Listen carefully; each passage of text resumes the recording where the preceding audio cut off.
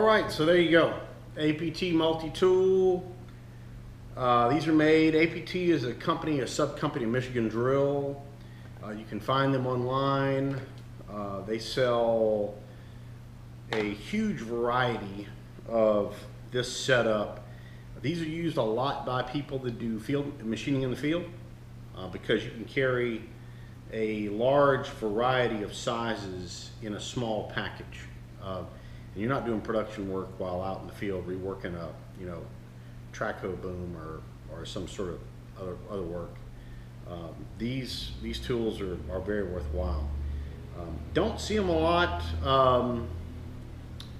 in home shops, I guess, but if you do have the need to drill a big hole in a home shop, this is your baby right here. Can't go wrong. So I'll leave a link in the description to the company that sells these. Again, the series I have the Series E. They have a Series D, which uses a 3/4 inch pilot, which may fit your size work and your size machining more so than these. But anyway, quality piece of equipment. I bought this Annular Cutter here. Now, I'll be honest, if I'm doing through holes, fairly modest length through holes and I'm going to be doing a fair number of them, and it's a common size, I'm getting an Annular Cutter, right? Because nothing's easier than this. This is the way to go. But for a one-off, or for for a blind hole, for a spot face, or for any condition where I can't really do it with an Annular Cutter, this stuff works fine. And I've got a bunch of this stuff here I've accumulated over the years, and it's very, very handy. So I want to check it out. Speaking of that, this Annular Cutter was bought for the hydraulic press project. We've got an addition to the hydraulic press project. During my last video on the hydraulic press, I made the comment that I would have preferred to use a low pressure cylinder over the high pressure 10,000 psi Interpack style or SPX Power Team style cylinder, because at 10,000 psi everything's more expensive, right? Hoses are more expensive, valves are more expensive, much more expensive. Hoses are much more expensive and relatively limited in size. Pumps are terribly more expensive than low, i.e. anything less than 5,000 psi than low pressure systems. So I had expressed I would have preferred to use a low pressure cylinder. Well, YouTube, ask and you shall receive. A viewer provided me with some links to some stuff that was for sale, things that he had looked at or things that he knew for sale. So I've got a cylinder sitting outside out here that we're going to go take a look at. That is the new cylinder for the hydraulic press project, and it is a low pressure cylinder.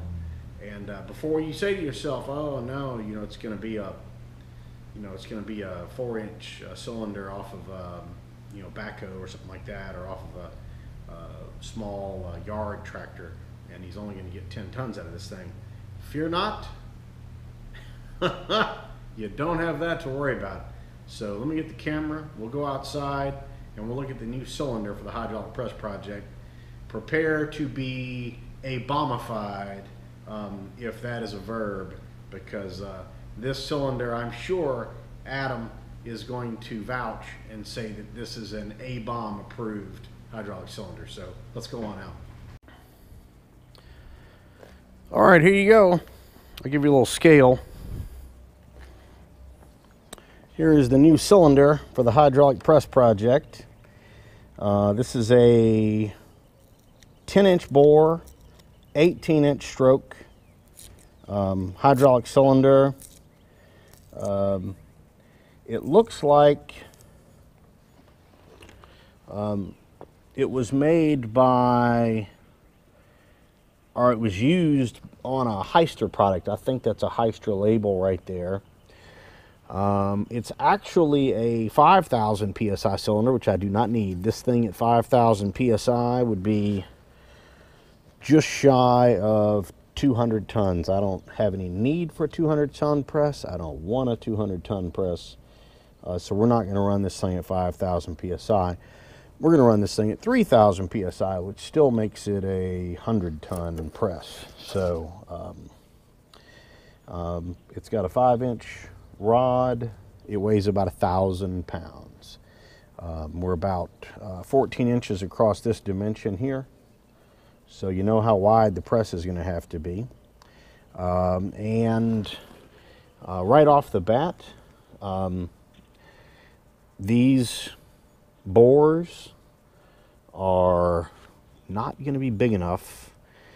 That's I believe that is a 1/4-inch pipe, maybe, pipe plug. So maybe a 3/8.